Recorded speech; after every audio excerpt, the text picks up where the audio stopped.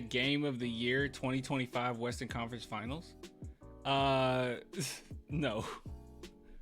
I do like your optimism though. I do enjoy your optimism.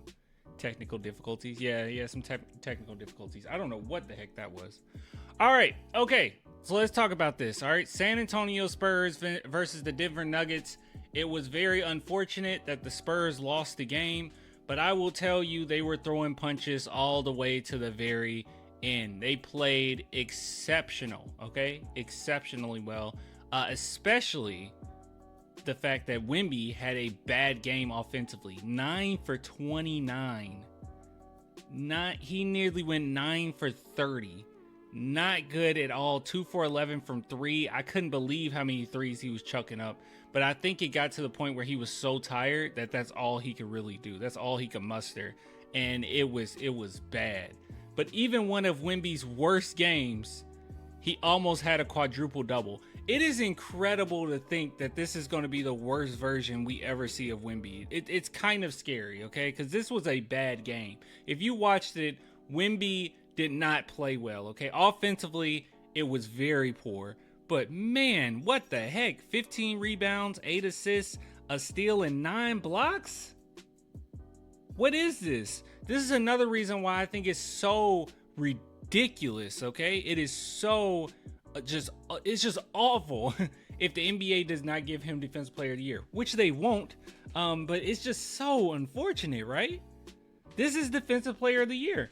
Like I always say, man, I get it. I understand the whole, you got to be on a winning team and blah, blah, blah. I kind of get it, but every now and then you have an anomaly, and this is an anomaly. All right, there's no reason Wemby shouldn't win it. He's the best defender in the NBA.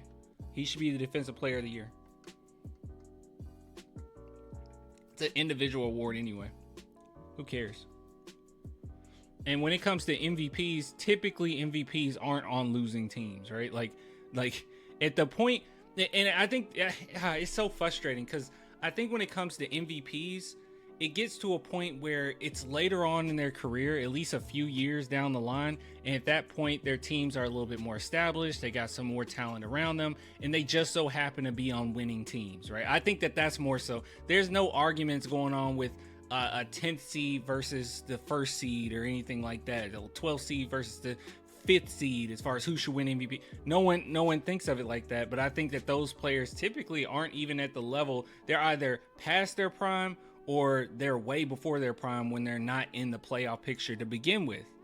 So I don't know. I think people have a weird bias when it comes to these things. But yeah, just Defensive Player of the Year, there's no reason he shouldn't win it. He's just an anomaly. This is ridiculous. 9 blocks and this is 10 stocks.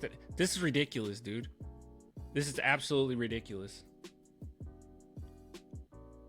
Against the defending champs, blocking the MVP nonstop. It was ridiculous.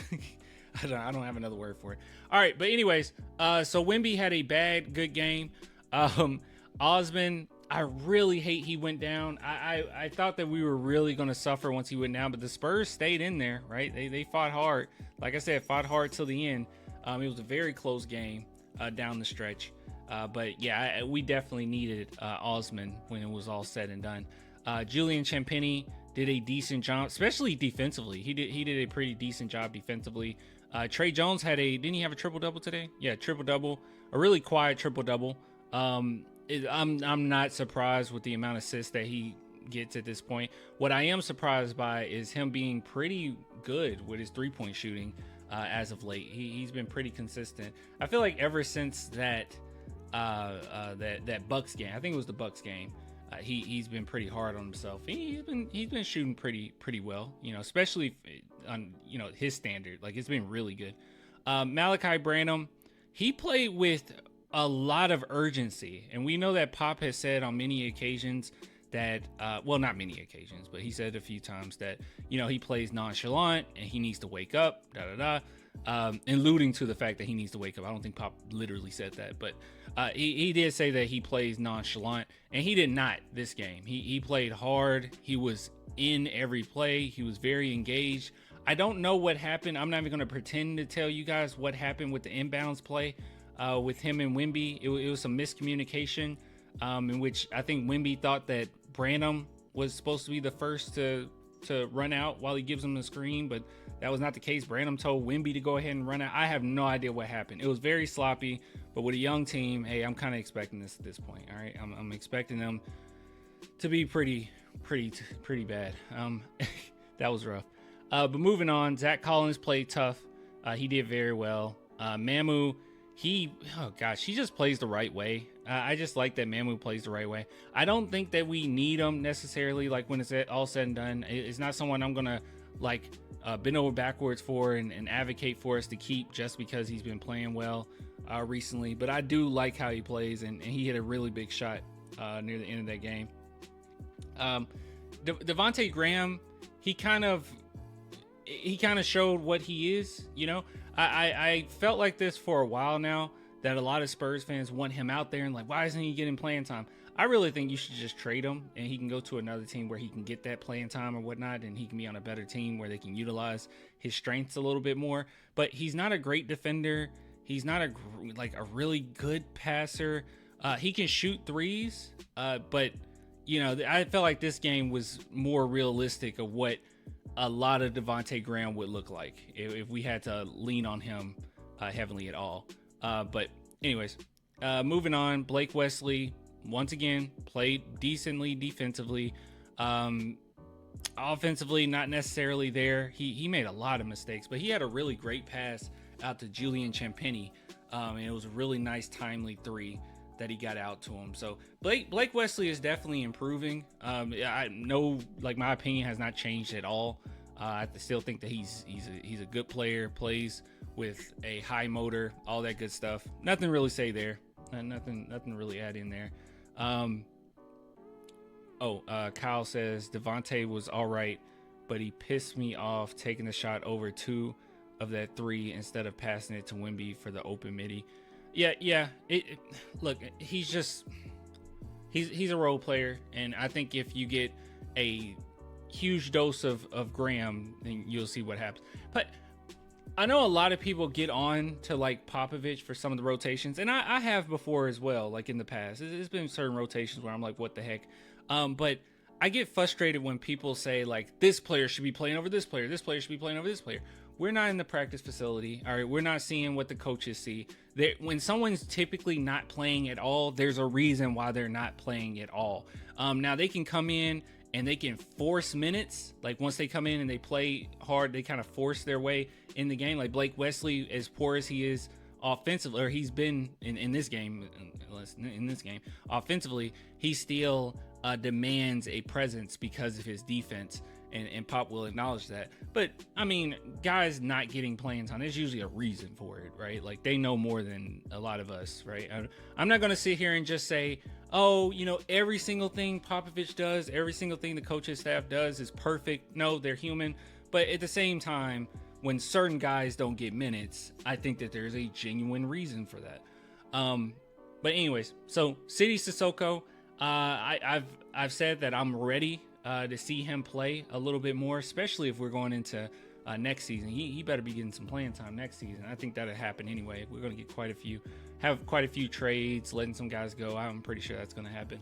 But Sidy, when he played, I felt like he was a little bit too passive, right? Like his defense, he's always had a problem, and I've said this over and over. He's always had a problem with fouling. That's kind of his biggest issue for me.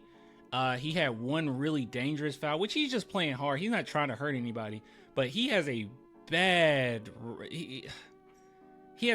tendency with fouls, especially in NBA. But he's gotten better. His foul count has went down. I think about 3 less fouls a game, so he's been doing good. But man, oh man, that was pretty rough to watch. In that fast break, he should have just took it. You can tell Keldon Johnson was kind of frustrated, like, you should have took that.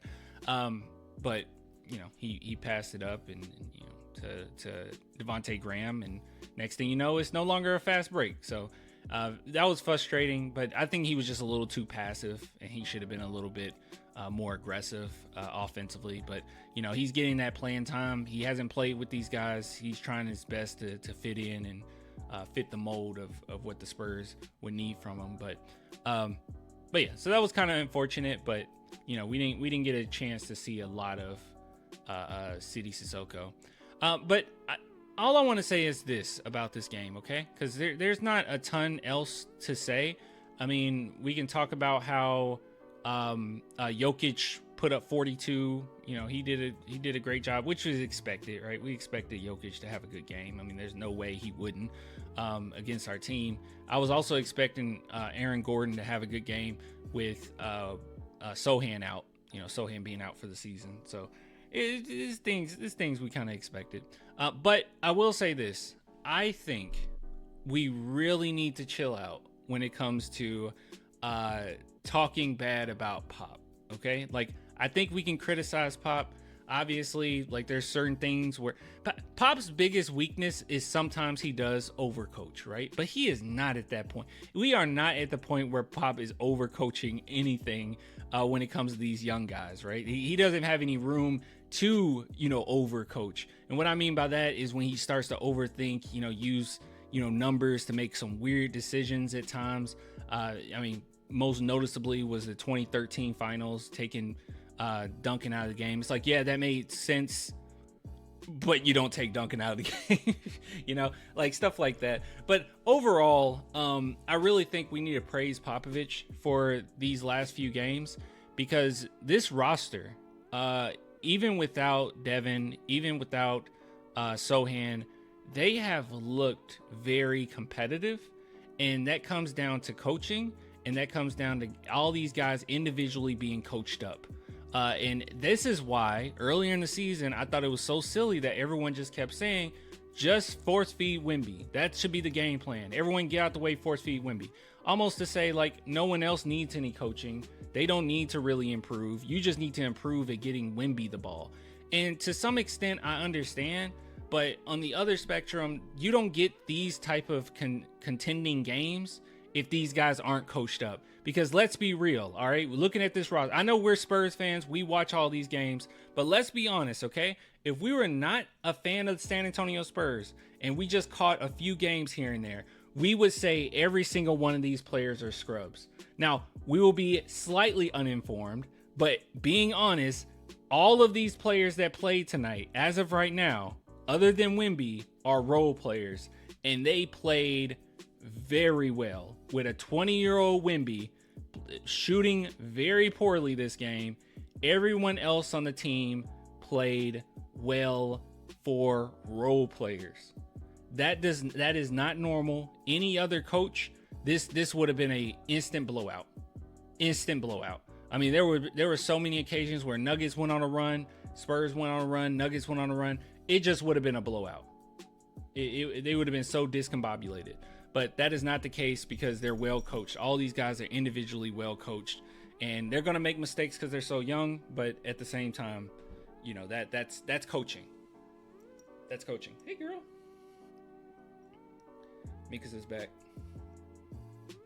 You want to look at the camera? Look this way. Look this way. She almost saw you. But yeah. Spurs been playing well the last couple weeks. They really have, man. They really have. All right. Mikasa. Yeah, Mikasa. All right. So, let's get out of here. But big shout out to BetUS for sponsoring this video and sponsoring this live stream and sponsoring this channel for the duration of the season. Means the world to me. I find this one so funny. So if you guys wanted to sign up for BetUS, you'll receive 125% bonus on your first 3 deposits up to $2,500. Link in my description, and just use promo code JOIN125. So number one, use the link in my description, use promo code JOIN125, and you'll get 125% bonus on your first 3 deposits. That means you put in $100, that's $125 to play with, a total of $225, and you can do that up to the first 3 deposits up to $2,500. And if you go here, you get on the site and you go to basketball, because that's what we care about. There's NBA specials, and will Ben Simmons retire before the start of 2024-2025 season? If you wanted to do a risk, all right, $5 get you 25. All right, you will get 25. You will win $25 if you put in just $5 on this bet if he were to retire? I have no idea. That's a tough one for me. This one might be a little easier to answer. Will Bill Simmons be on the Brooklyn Nets roster for Game 1 of 2024-2025 season? I'm going to say no, but I don't know. It's just really weird because this whole time, or at least for a big chunk of time, we were actually considering getting Ben Simmons. At least as Spurs fans, we thought it might have been a good idea. But anyways, big shout out to BetUS. All right, guys. So before we get into, why do I keep doing that? I did not mean to do that. I'm so sorry. BetUS, America's favorite sportsbook and casino. Live betting and racebook. We're celebrating 30 years with a historic offer. A 125% sign-up bonus on your first 3 deposits. Plus 10% gambler's insurance. Get started today. BetUS, where the game begins.